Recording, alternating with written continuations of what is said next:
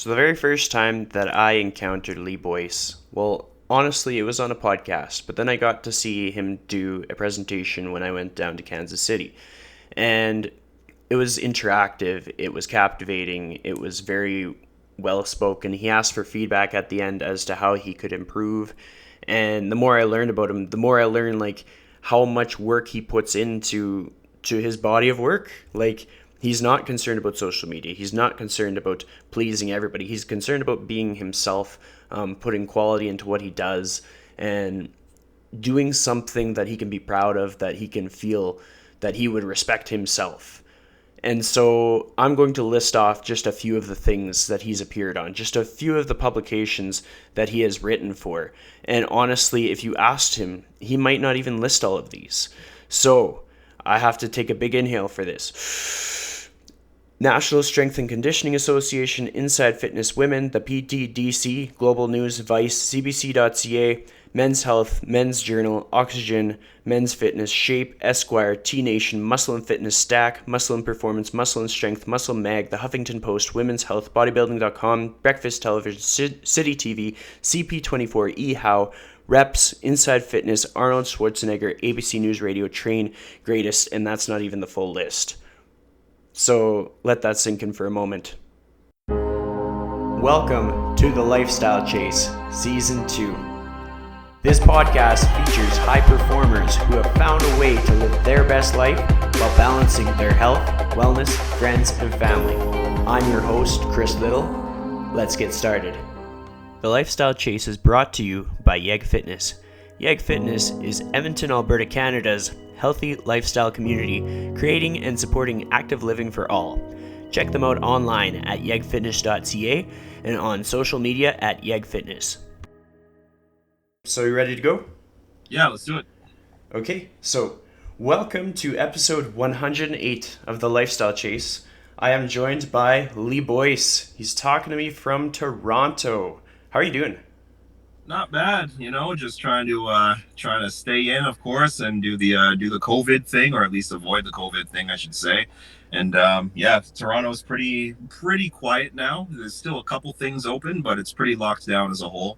It's supposed to get worse before it gets better, so we'll see where things go in the next week or two. So if you were to describe yourself to an audience, what would be your pitch of who you are, what you're passionate about, and what things that you're proud about that you do? My pitch, I guess, what I'd say is I'm a trainer. That's my primary job as a personal trainer.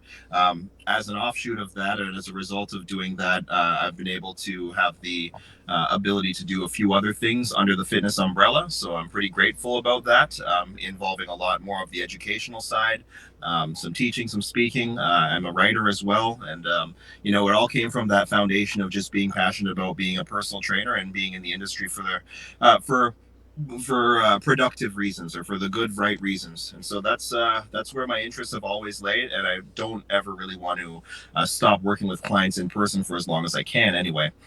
So yeah, that's the main motivation. That's the primary thing that I sort of identify myself as, where fitness is concerned, is being a trainer, and the passion will always be there. So, for any listeners that don't know who you are, I'm going to give them some backstory. So, I've seen you do presentations in Kansas City, or at least a presentation in Kansas City, and a presentation here in Edmonton. And I would have to say, like, your interactivity and your relatability as a presenter, and just like being able to captivate audiences, it's been one of the most valuable presentations that I've seen. And I've seen like your content just take off like wildfire. What was your very first presentation like? What was kind of going through your head when you were going to present to an audience or to students for the first time ever? The first presentation I made, see, there was a gigantic gap. So I'll say the truly first one that I ever made was it was to a bunch of referees. It was for Canadian basketball, actually, and a lot of referees who were sort of marshaling the games in the NBL, in college and high school games as well. Just different jurisdictions like that. And so I was giving a talk on injury prevention and different things to sort of stay in shape, and different strategies to stay in shape, different issues that people will have, like runner's knee or tendonitis or what's the word, plantar fasciitis, all those kind of things. So that was the detail of the kind of talk that I gave. I was up there for about an hour, and I must have been about 25 years old back then, or 24. So it was the first exposure to the public speaking side of things that I got. I think it was 25. Yeah, it was the first exposure to the public speaking thing that I had ever really had, and it was, it's a nerve wracking thing at first, and you just want to make sure that you do it right and that you don't embarrass yourself. You always get the feeling that the people who are about to watch you present all know at least as much as you on the subject, or more than you on the subject. So you feel kind of inferior about delivering the information because you feel like it's going to get really, really pulled apart and nitpicked and so on. And so it can get into your head. That's for sure. How do you kind of like defeat those head games? Because there's going to be a lot of people that encounter moments like that in their life, and they're going to need a little bit of a pep talk. What would your pep talk be?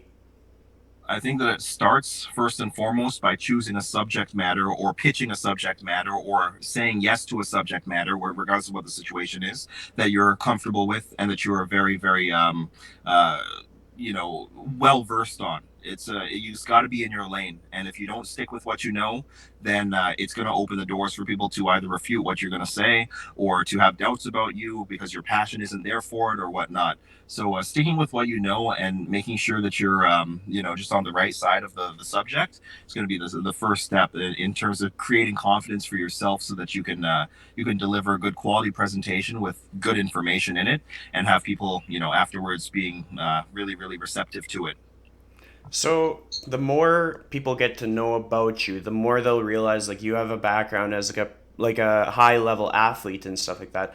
How did you sort of like figure out your direction for what content that you wanted to put out, or what message that you wanted to put out, or more what more that you wanted to learn more about? Um, so I guess it sort of blended in, because like when it came to track and field, which was my main sport in university and so on, I was also doing kinesiology while I was competing in track and field in school, and I was looking around at like I dealt with hamstring stuff as well, and so I was looking around at like my teammates and my own issues and so on, and seeing, like, okay, maybe I want to go into the athletic therapy route. I want to go into the chiropractic route or something along those lines, because, these people are helping athletes and helping people who are injured get better and so on. And it's got to be fulfilling, and it's interesting to me as well and so on. And so I wanted to go that route for a long time. But then, after a few injuries and being in the clinic all the time and so on, I just found that it wasn't really quite the thing for me, compared to the idea of working with, for lack of a better term, working with healthy people to get even healthier. Where it's not like you're really focused on zeroing in on one particular injury, and you're not on the medical or the clinical side of things as much as you are on the, just the exercise based thing. And yeah, so that's sort of the direction that was the impetus to make me want to choose this direction and go in the way where I could work with clients like this. And luckily and happily, it turned itself into a few more branches on that tree instead of just one. I love it. So when all of this COVID-19 stuff unfolded, like I think a lot of people kind of could see it coming, but they didn't realize that it was going to result in like the amount of like lockdown, gym closure, and this is happening all over the world. What was your first reaction? Um, I was like, when it first sort of started surfacing and the subject became more household, I was actually a little bit more cavalier about it. I'm sure a lot of people could agree with that. They were like, oh, yeah, this is going to be a little blip and that's going to be it, or it's not going to be as serious, or people are a little bit overreacting and so on. And, the fact that it's sort of gotten to this level, and the fact that there's city lockdowns and there's country lockdowns and there's a whole lot of more restriction on the things that we can do, and all these closures and so on. It's going to put a dent in the industry, in many industries and so on, for the foreseeable future. Either it's not going to be over in 3 or 4 weeks, and it's going to be the last we hear of COVID. It's going to be around. So It's something that you really are going to have to adapt to these days because it forces trainers to diversify their approach if they want to stay in business. And if they weren't diverse in the first place, then it might create a little bit of a problem for them. And it's definitely worth a reassessment of exactly how you're doing things and the way that you're doing things in your business in order to make it work. Because the demand for fitness and health is still going to be there. That's not going away. It's a matter of how we as professionals kind of try to react to it and how we try to respond to that to meet people's needs and not seem like it's some kind of frenetic cash grab at the same time. So it's a sort of like a fine line that we have to tread. Have you found that your day to day has changed from before it all happened to after it all happened, or is your day kind of the same but through internet? Well, I had a lot of work that had to be done online in the first place because of the amount of writing deadlines that I usually deal with. But yeah, having no clients in my roster anymore, effective maybe 3 weeks ago now or so, it's a big change. I love the fact that I can wake up whenever I want to. That's great. But outside of that, yeah, no, it is a pretty significant change. I am on the internet a lot because of not only writing deadlines, but also, of course, making the posts on social and all that stuff when I can. But outside of that, I teach college courses, and because of that, that is probably the most significant change that I've had to deal with in now having to be set in delivering these courses virtually and having to do these correspondence-based exams and so on with the students and whatnot. And that's a real shift, and everybody in the entire faculty is really trying to adjust to this, and it's a bumpy road. It's not something that will just transition smoothly, especially when it happens midway through a semester rather than happening in preparation for a new one, right, where people are just getting on board and everyone's on the same page. It's a real transition, so it's a little bit of a shell shock, but we're working through it. And yeah, that's I definitely have a few more streams of business than the next person who might be just training clients and that's it. But it's still quite the transition, or it's still quite the adjustment, regardless of who it is that you're talking to. With COVID coming around, it really changes the landscape of how you even view things in the future too, because it creates a definite demand and a definite need for having an occupancy on the online or the virtual world. No one was expecting a pandemic to be the thing that drove us to that way of thinking, but it's kind of in certain ways it's kind of it's a good eye opener that it did, because people will always still need to exercise. Absolutely. What was it like when you first sort of diversified? Like, when were you first a writer? Because you're prolific in the fitness scene, like you're everywhere in writing. What was your first article like? My first article was in 2009, and so I was 22, and it was for T Nation, and it was about the perfect workout checklist was the title. So it was about just different mobility and warming up protocols and so on to prepare yourself for a good workout. So I started just over 10 years ago now, and yeah, just sort of snowballed into doing more articles for T Nation, and other sub publications came knocking. Slash, I got introduced to other editors who I could then pitch and so on. So it really happened pretty organically. But yeah, 2009 was when the first one came about. What inspired you to put out that kind of content? Um, well, truthfully, when I was trying to become a better trainer, I started training people when I was 20 years old. And so by 22, I was sort of asking myself, like, what can I do to sort of like get better? Like, is there any resources that I'm not aware of? And I wasn't aware of several resources. T Nation was one of them. My contact, the guy who I was asking, also referred me to Joe DeFranco's stuff. He referred me to some bodybuilding.com stuff. He referred me to what else is there? Elite FTS as well. He referred me to some pretty good resources as a whole that could help a trainer or a young lifter and so on, improve and get better. And so, especially T Nation, I like their stuff the most. And so, out of the four resources, and I like Joe DeFranco's stuff a lot as well. But I saw that his stuff was pretty tailored toward the athletes. So I was like, you know what? For personal training, I think that I'm going to try to really, really dig deep with this T Nation content. And yeah, I started reading it, and then literally read, and then go to the gym with the next client and apply, read and apply. And I just kept on following that protocol. And I started seeing like that some of these methods are really good, and they're really useful and helpful and so on. on. And as I got more into the T Nation stuff, I was like, like I would do anything to try to be in like the same category or try to be looked at the same way or have stuff out like those guys, like whoever this guy Dan John is, and this guy Nick Tomanello, and this guy Dan Trink, and whoever this Mike Robertson is, and all these people whose names I didn't know until I started reading the site. And like I just thought they were these like unreachable figures in the fitness industry that like I deserve like utmost respect because they have so much of this amazing content and they're educating so many people. And I was like, I would give my left leg just to do the same thing they're doing. And so that was literally the inspiration. And so from that point on, after reading T Nation for the greater part of maybe 2 years, I found a way to try to get content in front of them to see if they would approve it. I love it. Has anybody ever kind of been in your way and said, "Man, like you're not cut out for this. You can't do that." Like, have you ever found that anybody was sort of like a hater? Um, I don't think. I think the reason why I'm going to say not really is just because I'm the type of person who will keep a lot of this sort of thing to himself. And I didn't broadcast anything with regards to getting published or preparing to try to get published or making pitches or making new contacts or something.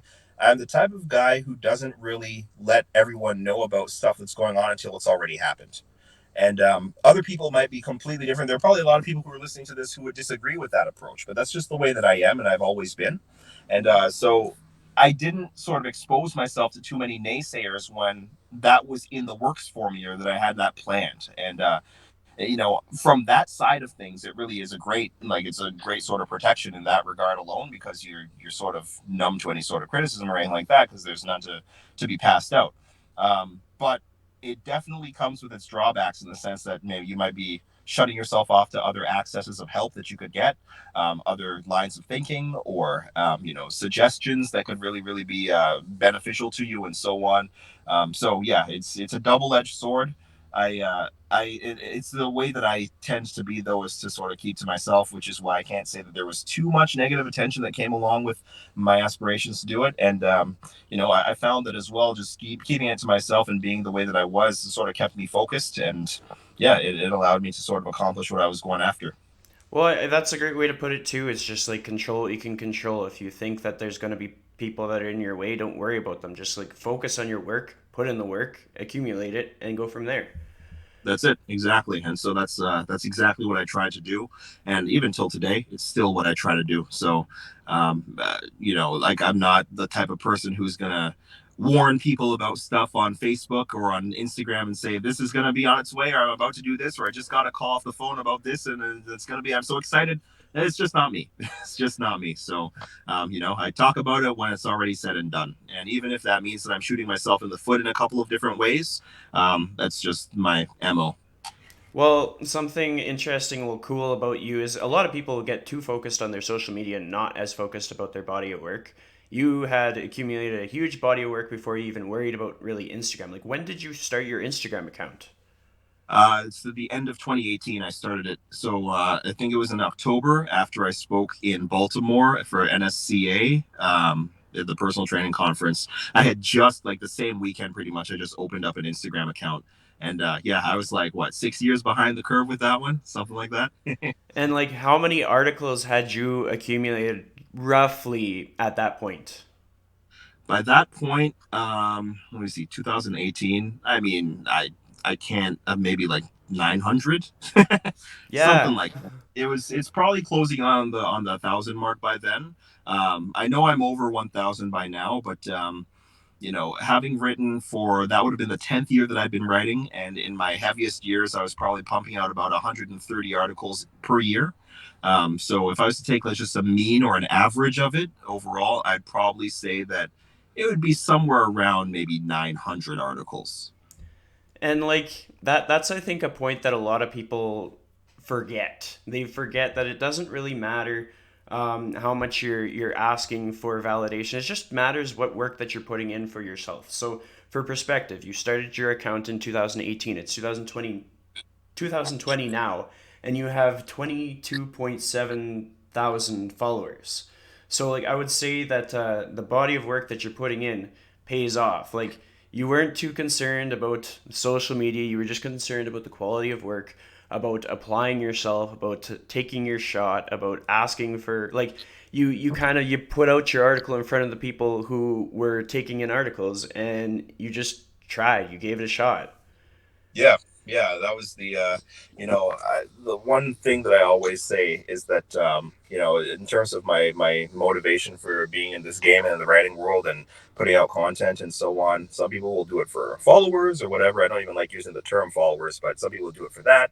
Some people do it for money, and I do it mainly for the respect that it's going to have on my footprint on the industry when it's all said and done. And like I've always been in search of respect from my peers when it comes to being in the same category or being in the same league or being in the same arena as other people that I have so much respect for.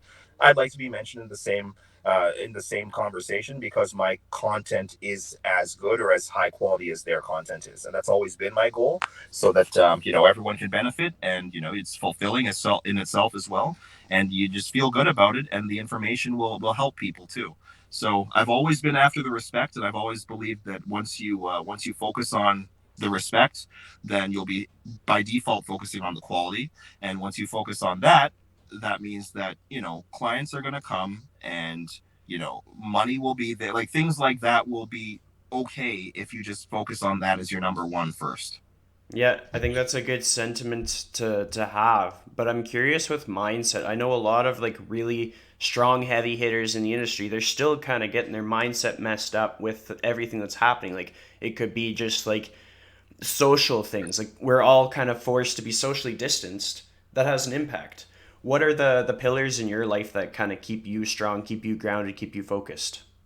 Well, I think that being able to I think that being able to differentiate your life virtually from your life in person or in real life is a big factor. Some people can get a little bit wrapped up with the fact that they must make a post on social media about something, or that they must reach out and ask their followers what they think of this, or they must, I don't know, just like these obligations that aren't real obligations at all. Like, if you think about that, heavy hitter, as you said, in the industry, anybody, no names. I'm just talking about anyone who's like, they got a gigantic following or something like that, and if you think about what would happen if they deleted their account tomorrow, on Instagram, let's say, I mean, there will be some people who will be like, hey, what happened? Like, been enjoying your stuff, whatever. But unfortunately, the majority of their hundreds of thousands of followers probably wouldn't care or notice. It's just like, that's just the way that it is.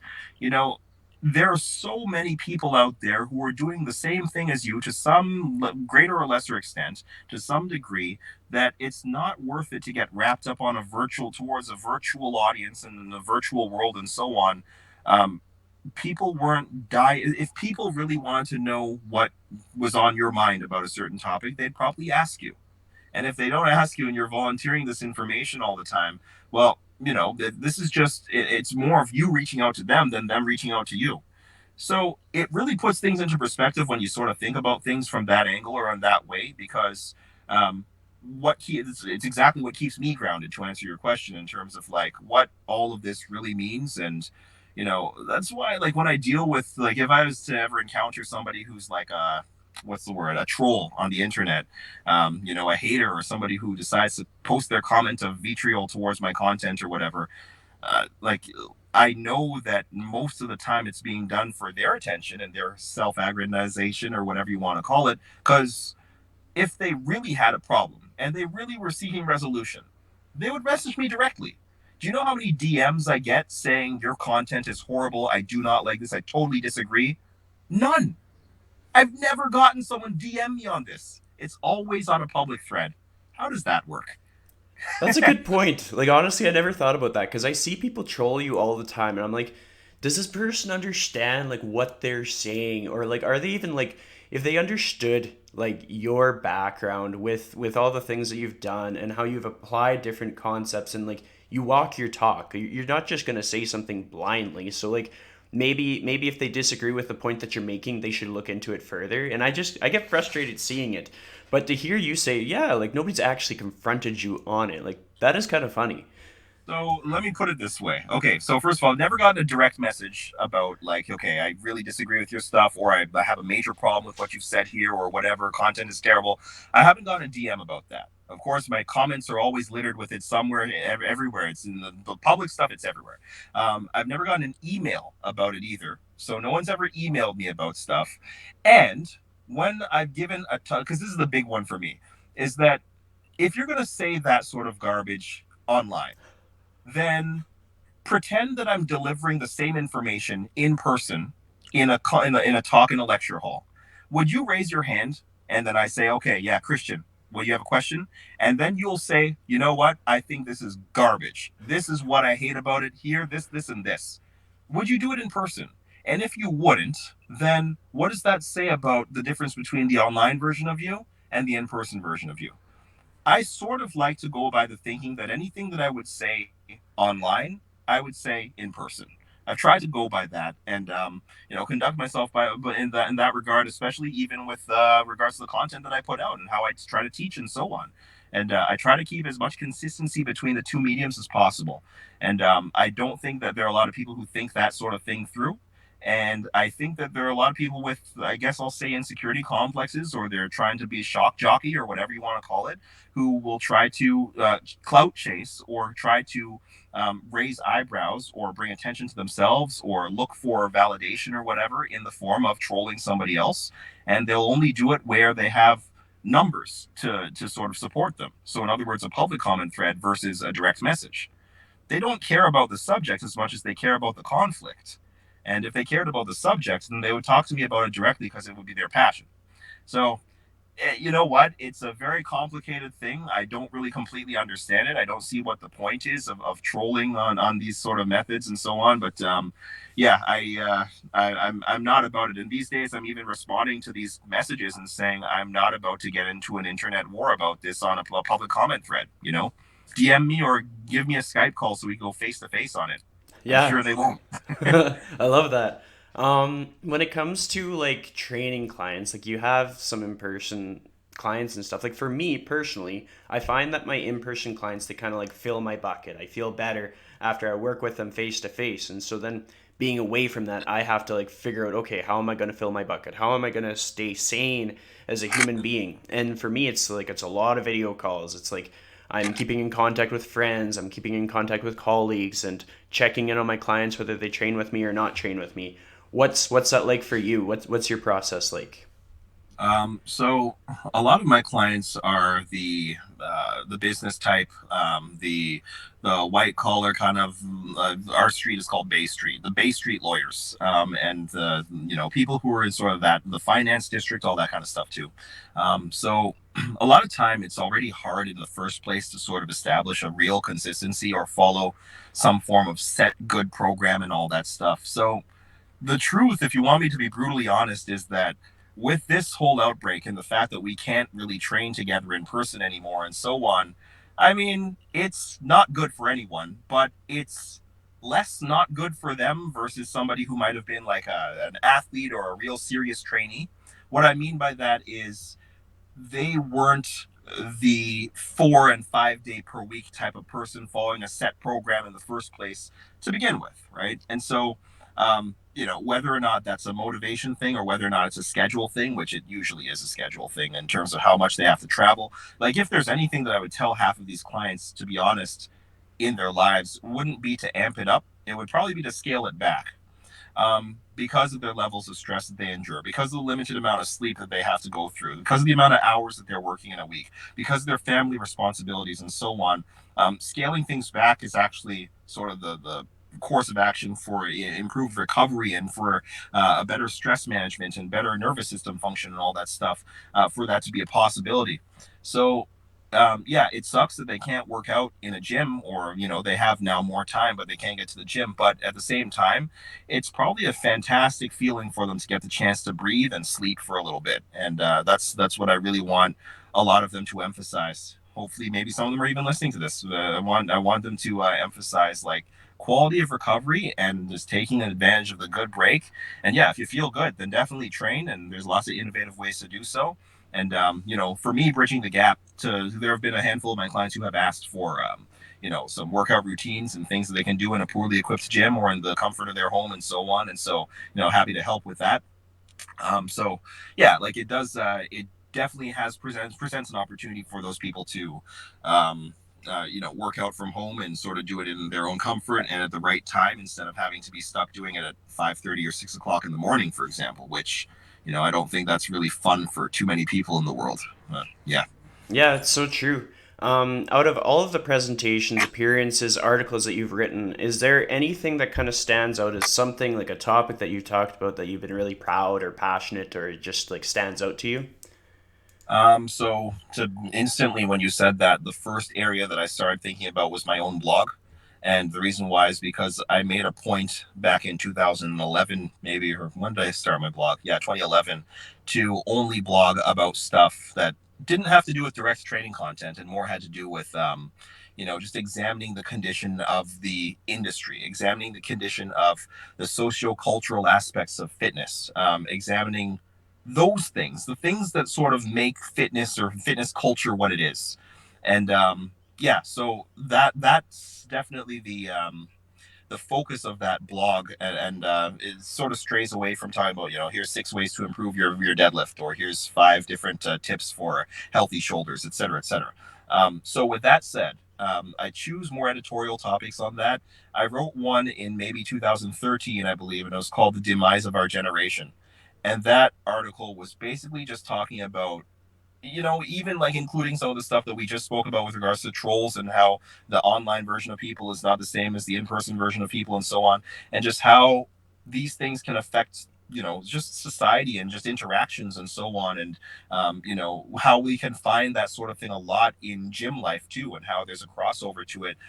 So we just talked about social media and like, what are you posting, when are you posting, what are you posting about, um, you know are you even training for the right motivations? Or are you training to sort of fulfill someone else's agenda or a fitness culture agenda?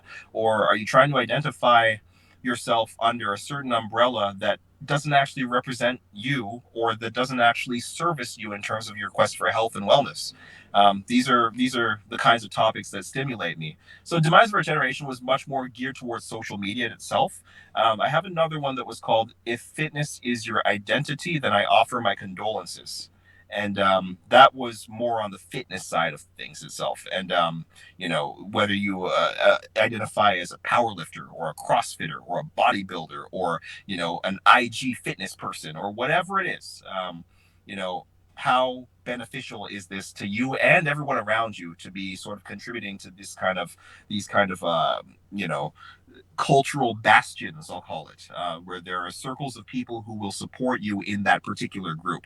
To me, a lot of that stuff adds a little bit more divisiveness or division within the industry, and it doesn't sort of help the average person see that we're all trying to fulfill the same kind of goal here in the big picture, and look at things from a little bit more of a long haul perspective. So yeah, fitness is my identity. If you fitness is your identity, I offer my condolences. That was definitely a standout for me as well. That one and the demise of the generation, and both those articles did quite well, as far as the amount of traction that they got. And yeah, I'm always happy to raise topics that most people won't usually touch too much. And it took a long time for the stuff on my blogs to actually get attention and shares and all that stuff, but I just stuck with the process and kept on saying things. I don't blog too often, but when I do, it's always about something that I'm pretty passionate about, investigating or writing about. And those were two great examples of them. I love that. And like, I really liked your bio on your website. I was just doing my research in the hours leading up to our recording here, and it's just like you're like spitting fire in that thing. Like it was just like, oh hell yeah, I feel like pretty good after reading this. What sort of inspired you to take that approach with your bio? Like it's not like fluffy, it's not soft, but it's very articulate to the point and kind of stands by like what you stand by. Yeah, and it just comes back to authenticity. It just comes back to making sure that you're being who you are and what you want to be to the industry, in the industry, etc. And I'm not really a cheerleader when it comes to the way that I sort of operate my business or with my clients or whatever. I do not succumb to a lot of the norms that a lot of people will think that fitness should be all about. I'm not going to say something just because somebody else said it first, or repeat very classic sort of like, you know, quotables that you'll see from movies or from shows about training or from very, very famous trainees that people will know. And you can name drop a whole bunch of them. You know, one person might be yelling out the whole lightweight baby thing before they start a set. I'm not going to say that because I know that the lightweight baby guy probably got it from Ronnie Coleman and not from himself in his own mind. And so, whether or not he's copying Coleman in order to make himself feel motivated to train or to lift that heavy weight, it's just not my thing. That's not the way that I would motivate myself to do it. I'm not going to do something just because I saw someone else do it, is basically what I'm saying. So, when I came up with like the information on my own bio on my website, for example, you know, I was just literally, it's like sort of like a self analysis of exactly what kind of person I am and how that contributes or how that relates to the fitness stuff and what I do for work. And yeah, you know, I'm not afraid of really talking about a controversial subject. I don't really care about the size of my audience as long as the quality content is there. And, you know, in the good note, the audience is continually growing because of the fact of maybe exactly these reasons, you know, and I'm just going to stay with that. I prefer to stay with that. And as I continue to try to get more opportunities for myself and make more things possible in fitness for myself, you know, it's sort of snowballing itself, and it's doing pretty well. So it seems to be an approach that has worked thus far, and I don't plan to make any changes to it because that wouldn't be a reflection of who I am exactly. Yeah, well, I like that you outlined that because I am a big advocate for the importance of being yourself. Like, I have a tiny audience, but I'm still going to be myself. I'm not going to really care about that. And when we put somebody on a podcast that essentially has been doing it for long enough that what they say sort of has a bit more weight, like yourself, like you have tons of experience and you are being yourself, so then anybody listening can kind of like break it down to the fact that like, hey, like it's not a big deal if we impress everybody as long as what we're doing means something to us, and if we are applying it in real life, then we can speak to it, sort of thing. Yeah, yeah, 100%. Authenticity matters the most.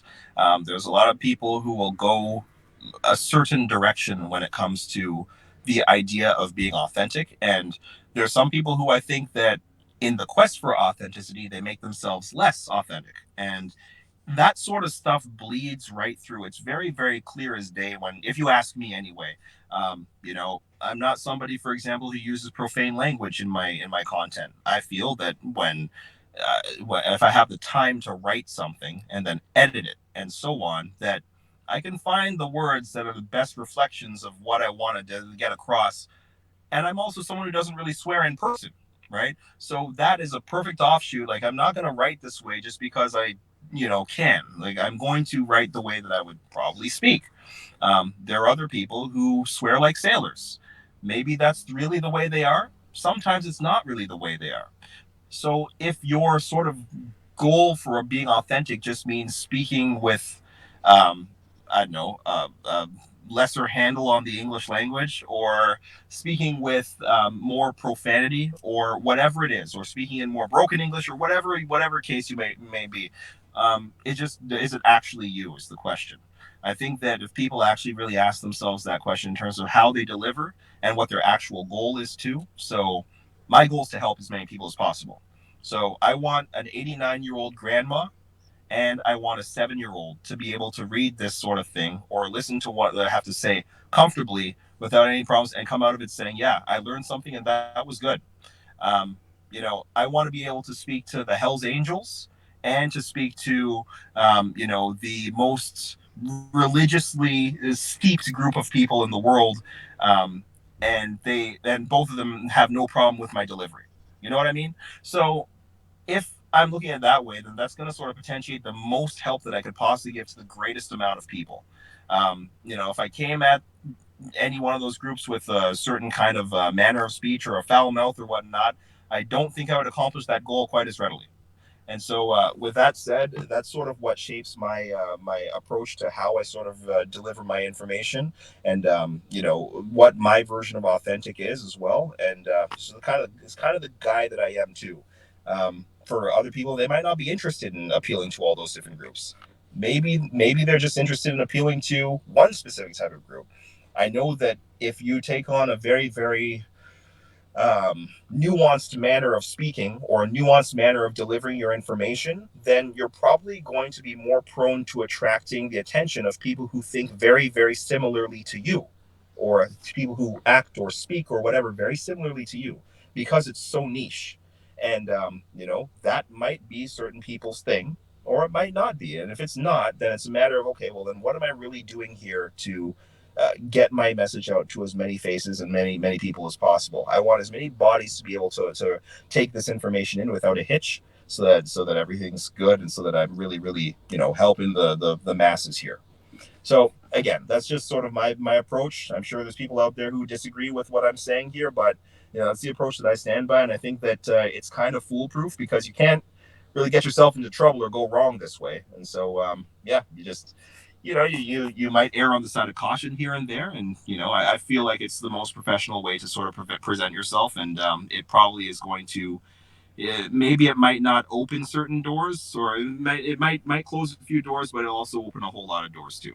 That's what I'll Yeah, say. that's a great way to put it. It's super wise. I'm curious if we went back to like your junior high, would you see yourself being in the position that you are? Did you have like a dream job that you wanted to do, and what was life like then?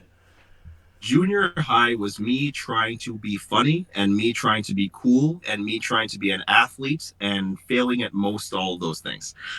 It doesn't mean that I wasn't a little bit of. I was in search of just fitting in basically and being just the popular kid who had the punchlines and had this and that, and I didn't have any of that stuff, and I was more so the awkward kid whose jokes would always fail, and who was athletic but nowhere near the person that everyone had their eyes on the basketball court or on the track or in the volleyball court or whatever sport you want to name. I was just there. And so from that point in time, what consumed most of my life and most of my energy was just literally socially fitting in, athletically fitting in, and so on. I wasn't really thinking about. I had none of personal training and stuff like that. Like none of this stuff was on my mind whatsoever. I had no idea even anything to do with this industry, to be honest with you. Um, Back then, I was choosing career paths that I wanted to be when I grew up, um, based on what I heard was a good thing to say. Lawyer, doctor, surgeon, all those kinds of jobs, accountant. And the truth was, deep down, I didn't even know the details of what all those things involved. Number one, and number two, I didn't have any genuine interest in being those things. That was just There were just little flashes in the pan that I heard other people say, and so I would say, okay, yeah, I think I want to be an accountant too. And it's like, well, I would kill myself if I wanted to be an accountant now. Like, there's no chance. So yeah, like I was sort of just trying to follow the crowd in a way, or trying to fit in, say the right things so that everybody would be okay with me. And I didn't really come into being myself until much later on. So what happened that elicited change in your life? Like what was the turning point for you? Well, the first thing that I noticed in terms of notable changes in school or in high school would have been when I was probably 16 or so and I started getting better in sports. It's amazing what being good at something, doesn't matter what it is, sports, school, academic, whatever it is. It's amazing what being good at something when you're in high school ages can do for the amount of attention that you get from peers in high school. And how much cooler you become all of a sudden because you can dunk a ball, for example, or how much cooler all of a sudden you become because you're the fastest runner in the school, or whatever it is. And I resent that. I don't like the fact that that's the way it is, but unfortunately, that's kind of the way that it is in those kind of age categories when people don't have any other sort of concepts of what real life is yet, and so on. It's you're still maturing, you're developing as a person, right? And you're nowhere near the point that you need to be mentally when it comes to having perspective on these things.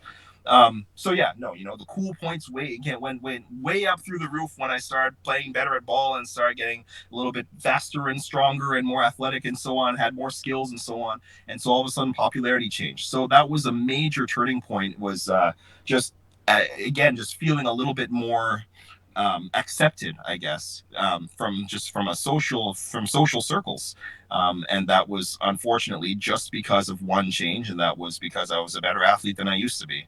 And those things can still affect your confidence. Those things can still affect the way that you look at yourself.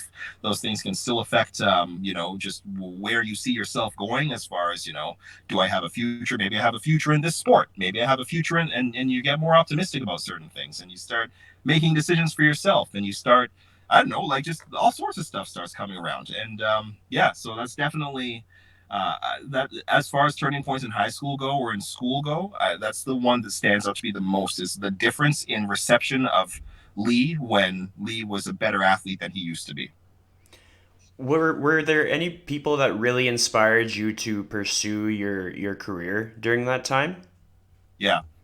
So when I was in grade 11, me and a good friend of mine in high school, he was he was trying to do better in hockey. I think he's a hockey player, and he was trying to get better. His name was Sean.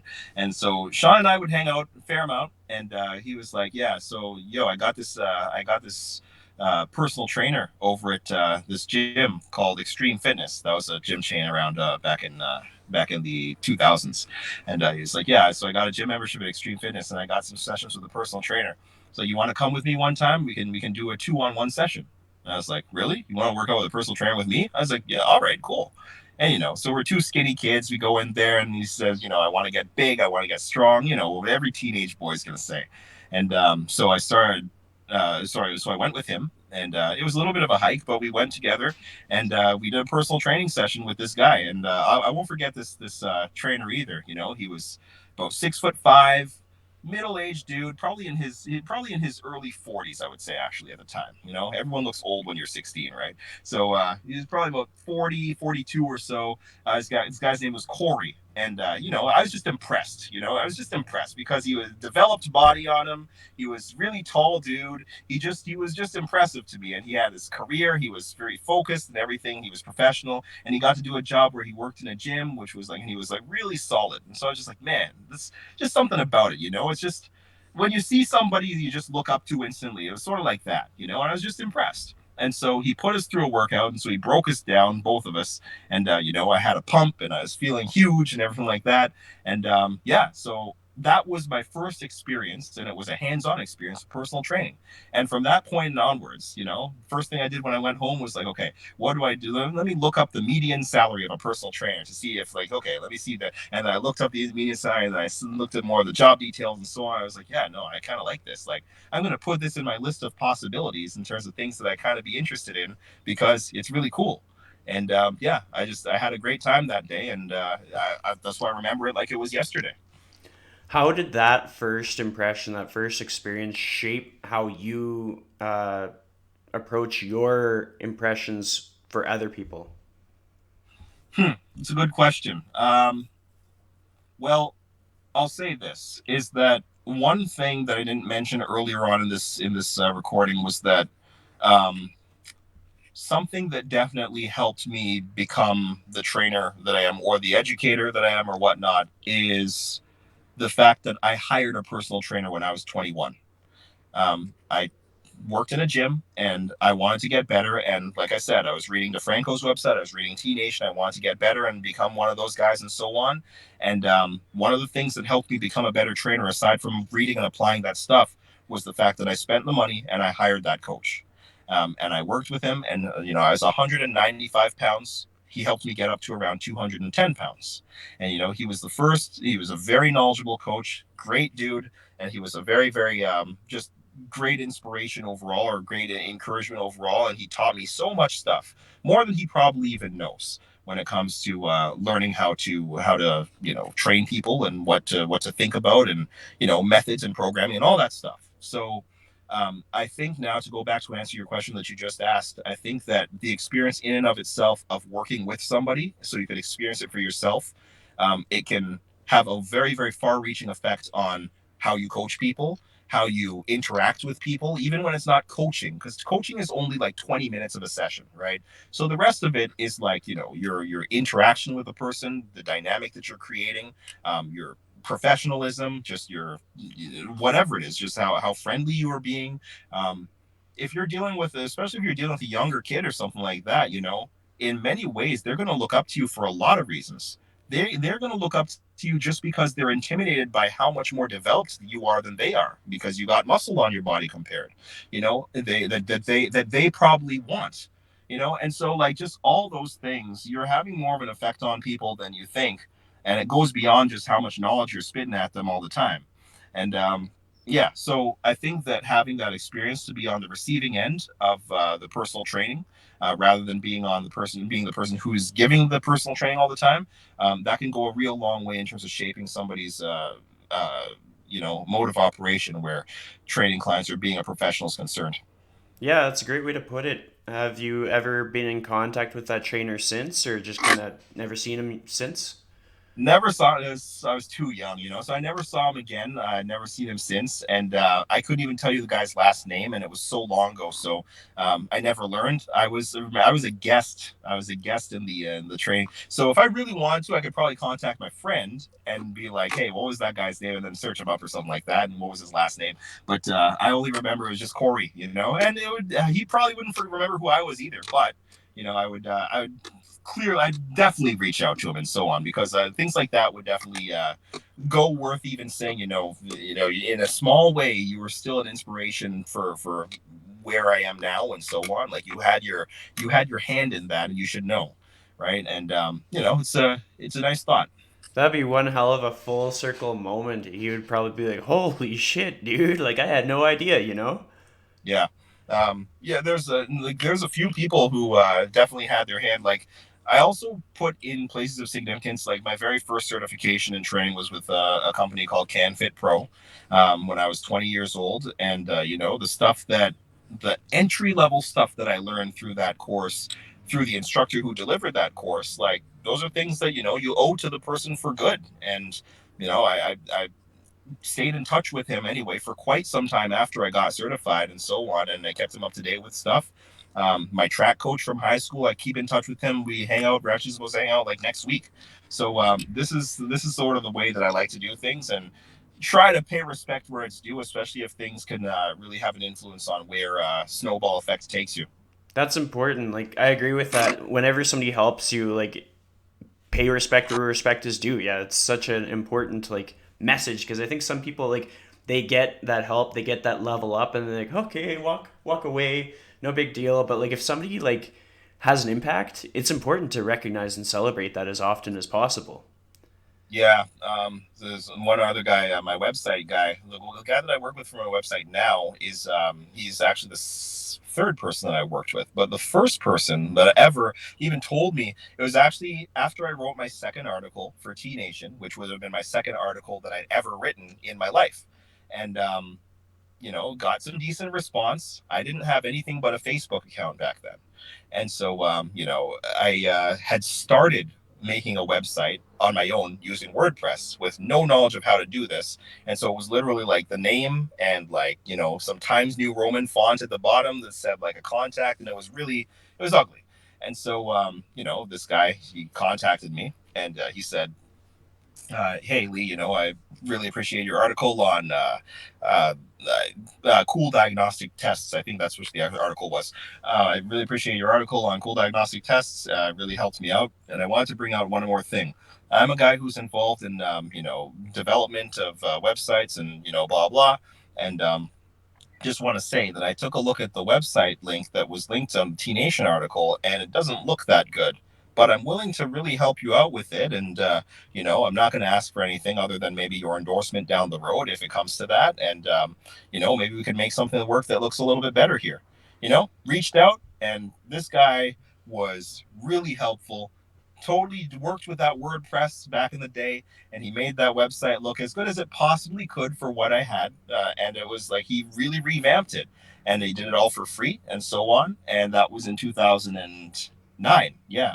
So it's 2020, and I still have him as my, contact. Following him, he's following me on Twitter, Facebook, Instagram, all three. And it's not something that I take for granted. So no matter what happens, he's always going to be on the list of people that I stay in close touch with. And I don't follow too many people on my social, so it says a lot. Yeah, that's awesome. With your Instagram posts, you often like finish up or you put for your caption it's puh. And like I always get a kick out of it, but I want to have like an explanation. What's the story behind that? What's the reasoning? What does it mean to you? It's funny that how many times I've been asked this question now. It's really funny. Um, and I've done so well for so long of not giving people the answer that they're looking for. Um, so putting my back against the wall about this word "puh" is, I don't know. Should I give away the answer or what? But I'll say this: is that "puh" is a made up word. Okay, it's a made up word. I have an interpretation of what it's supposed to mean.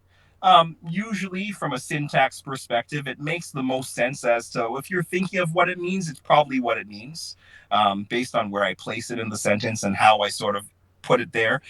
So that's probably that's I think that's the information that I'm going to give on it. I'm going to leave it more up to people's interpretation so that it can take on a little bit more of a fluid definition than what my actual definition for it is. But yeah, no, you just got to say it out, puh. That's it. Perfect, perfect. With home workouts, for a person that is actually motivated to train, they have limited equipment, what would be the framework, the skeleton that you'd base their routine off of? What things would you prioritize in the structure of like any kind of a routine? For a home workout, Yeah. body weight and groundwork training, 100% would be the name of the game. It's the most neglected area of most people's fitness, especially if somebody has a lot of muscle on their body, or somebody has a lot of weight to lose, or somebody has a lot of conditioning to gain. This is where things should start. Groundwork, their push-ups, their rear supports, their plank work, their oblique and abdominal stuff, their calisthenics, their body weight, where all that stuff is going to be the most important. So before you even pick up bands or 35-pound dumbbells or anything like that, I'd find as many different body weight exercises that are worth it to do and to practice, and you're going to get very far along by doing that. During this quarantine thing, I've been doing 100 a day push-ups. I've been trying to do 100 push-ups a day, and then I will grab a band and I'll do some banded good mornings. And like my body's just endlessly sore from this stuff. Like it's crazy how you know, yeah, I'm benching 360 or whatever I'm benching, but all of a sudden when you ask me to crack out 100 push-ups broken down in any set forms that you want, 10, 10, 10, 10, 50, 20, whatever you want, 25, 25, you're destroyed by that, and it puts things back into perspective in terms of like um what all of your training really means. Like if you can deadlift 700 pounds but I put you in a Chinese plank and your hips are falling to the floor, what does that really mean? That's a body weight exercise. um I understand that one thing is going to have slightly different demands than another. I get it. But the amount of strength that somebody has in barbell exercises usually just keeps them barbell strong and can have less and less of a carryover towards other things that demand those muscles to be involved, for example. And that deadlift and Chinese plank is a great example of that. As we continuously set a higher and higher ceiling on how strong we get in certain exercises, it starts making that strength become more and more applicable to only that skill that we're asking it to perform and nothing else. Um, and I'd rather have something where, yeah, I'm really strong in these lifts, but I'm also really good at all this other stuff as well. And I think that's what CrossFit gets right. Even though I do have some issues with some of their other stuff, I think that that's the approach that CrossFit is sort of having at its core, and an approach that a lot of us should actually try to sort of emulate. We should really look at more of an all-encompassing view at fitness and at our health, and try to start from the ground up, which would be, I'd say, body weight training first. And if you can master that stuff, you're probably going to be in a great place to be doing a whole lot of other stuff too. A lot of people who've got great lats and they've got great deadlift and pulling strength and so on, and all these big barbell lifts and bent over rowing a whole bunch of weight, and then you see them do 10 pull-ups and they can't do 10 pull-ups, or you see them try to do a body weight split squat and they're trembling like a leaf, or whatever it is, um, no weights or the lightest weights you can get. What are all the things that you can do with that? That's where I would start. That's an awesome takeaway for people because I've seen a lot of people kind of like think that, oh, they're strong with their bench. There's no value in doing push-ups, but it's just like, let's see you do 50 push-ups then. Let's see what that looks like, because if you can't, then there is a lot of value in doing push-ups, and it's just like, what can your body do in the variables of life? Like, there's going to be more than barbells that you come across in your physical capabilities.